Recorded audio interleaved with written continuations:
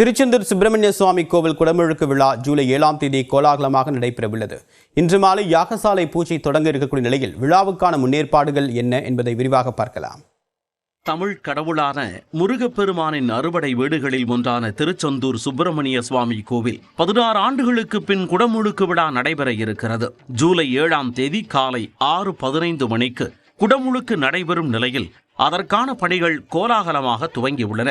குடமுழுக்கு விழாவை முன்னிட்டு கோவிலின் ராஜகோபுரம் அருகே 8000 சதுரடி பரப்பளவில் முருகப்பெருமானின் அறுபடை வீடுகளை குறிக்கும் கருப்பொருளுடன் கூடிய 76 குண்டங்கள் அடங்கிய யாக குண்டங்கள் அமைக்கப்பட்டுள்ளன.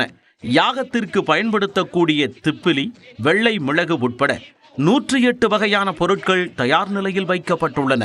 யாகசாலை பூஜையில் 100 சிவாச்சாரியர்கள் ஈடுபட உள்ளனர். இன்று மாலை தொடங்கும் யாகசாலை பூஜை நாளை முதல் குடமுழுக்கு வரை நாள்தோறும் காலையில் யாகசாலை பூஜை செய்யப்படும். இந்நிலையில் 16 ஆண்டுகளுக்கு பின் நடைபெறும் கும்பாபிஷேக விழாவில் 10 லட்சத்திற்கும் அதிகமான பக்தர்கள் கலந்து கொள்வார்கள் என்பதால் அனைவருக்கும் வடை, பாயாசத்துடன் அறுசுவை உணவு வழங்க ஏற்பாடு செய்யப்பட்டுள்ளது.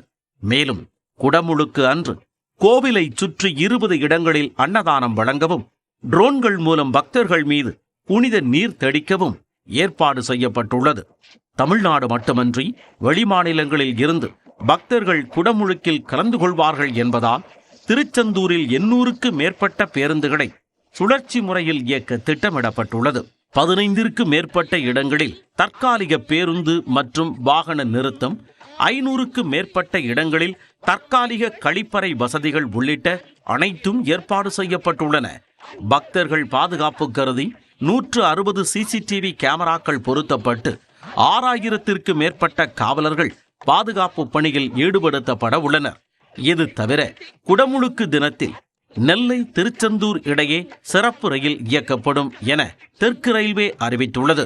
திருநெல்வேலியில் இருந்து ஜூலை 7ஆம் தேதி காலை 9:15 மணிக்கு புறப்படும் சிறப்பு ரயில் 10:50 மணிக்கு திருச்செந்தூரையும், மறுமார்க்கத்தில் காலை 11:20 மணிக்கு புறப்படும் ரயில் மதியம் 12:55 மணிக்கு நெல்லையை வந்தடையும் என தெற்கு ரயில்வே அறிவித்துள்ளது.